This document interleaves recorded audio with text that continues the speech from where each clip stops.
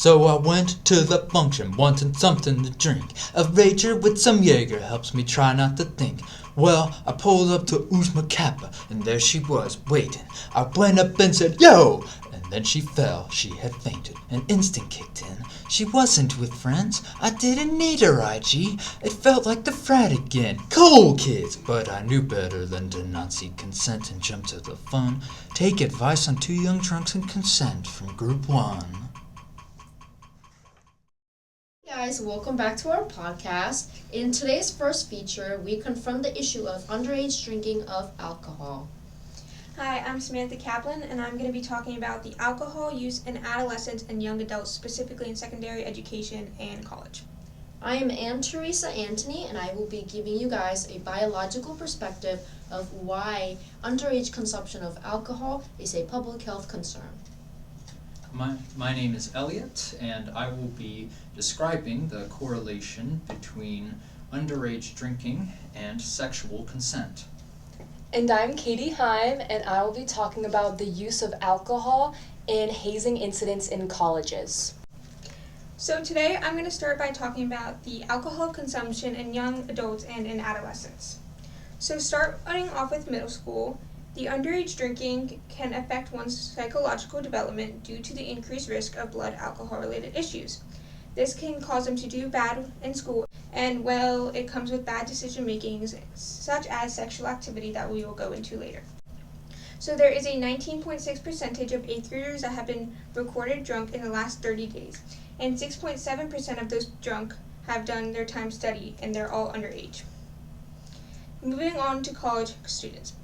High rates of students dangerously drinking, binge drinking, and drinking every day in college is pretty common.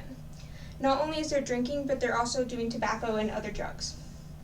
Students who do not drink get secondhand effect because of other people in their surroundings drinking, such as if they have a friend drinking or they see people drinking and get persuaded to drink and possibly get persuaded enough where they get drunk. This can also affect their sleep habits, their routine, and etc. College students are going through such a big change while moving away to college and being away from their parents, and therefore they don't have any parental supervision like they did in their childhood. And new environments can cause this, like campus involvement, sports teams, fraternities, and sororities, and being in clubs. High rates of alcohol consumption and getting drunk is high on college campuses. Now I'll turn it over to Anne doing biological effects with alcohol consumption in public health. Hello, my name is Anne, and today I will be talking about the biological effects of underage drinking. Underage drinking isn't just a social or a legal issue. It has profound biological consequences. Adolescence is a critical period for brain development, and alcohol exposure during this time can permanently alter how the brain functions. Animal studies done in 2009 show that adolescent binge drinking disrupts the endocannabinoid system in the hippocampus. The hippocampus is a brain region central to learning and memory. The endocannabinoid system, commonly known as ECS, is a neurochemical signaling system made up of cannabinoid receptors, CB1 and CB2, endogenous ligands, which are essentially molecules that trigger biological processes, and enzymes that regulate them. The endocannabinoid system plays a critical role in memory, learning, mood regulation, reward processing, and stress response. The hippocampus, prefrontal cortex, and amygdala are especially rich in CB1 receptors, making them extra vulnerable to disruption during adolescence.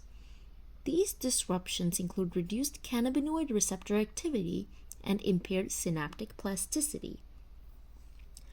Impaired synaptic plasticity means that the brain's ability to form and strengthen connections is impaired. As a result, young drinkers may experience long-term deficits in memory, learning, and emotional regulation. What makes this especially concerning is that these effects persist into adulthood.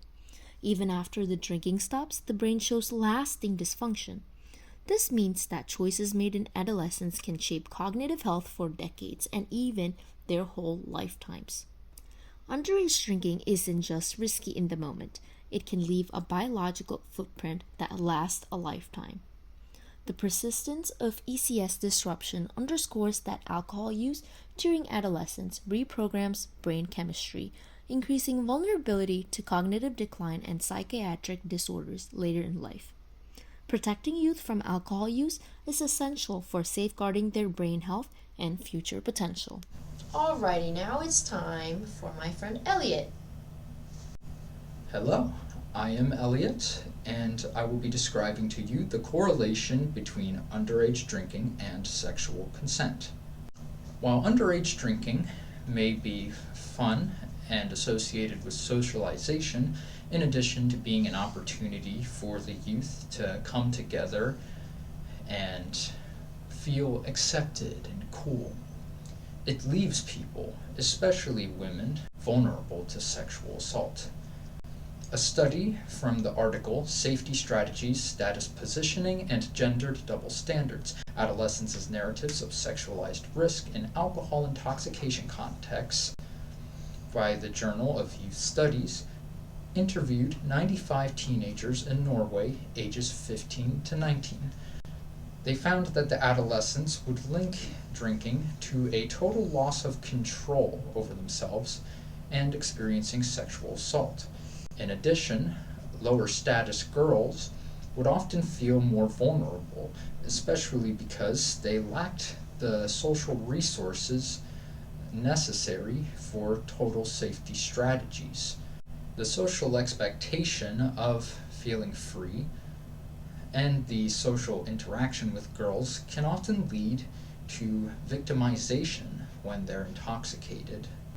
Strategies to limit risk exposure can include not getting intoxicated, not attending parties or walking alone, and paying attention to drinks to prevent spiking.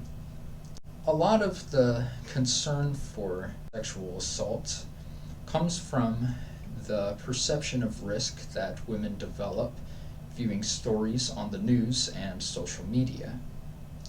They are more likely to be victims of sexual assault than boys, even if they are not drunk. Boys can also be sexually assaulted, but they are often labeled as sexually aggressive. To once again quote the article by the Journal of Youth Studies, the girls in our study outlined a narrative that cast sexual assaults narrowly as calculated attacks accomplished through manipulative behavior, such as over-serving and drink spiking. Despite the social shaming and the loss of social capital that may occur with prevention methods, they are still necessary to ensure the safety of not just women, but all. Your safety matters. And now, on to Katie.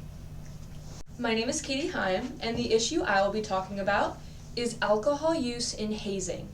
And I will first start off with a story about a college student, Lynn Gordon Bailey Jr., who was a victim of a lethal hazing accident. Lynn Gordon Bailey Jr. died from alcohol-related hazing 3 weeks after first arriving at the University of Colorado during his freshman year. On bid night for the Chi Psi fraternity, Lynn Gordon Bailey Jr. was pledging and was told to consume large amounts of alcohol within 30 minutes.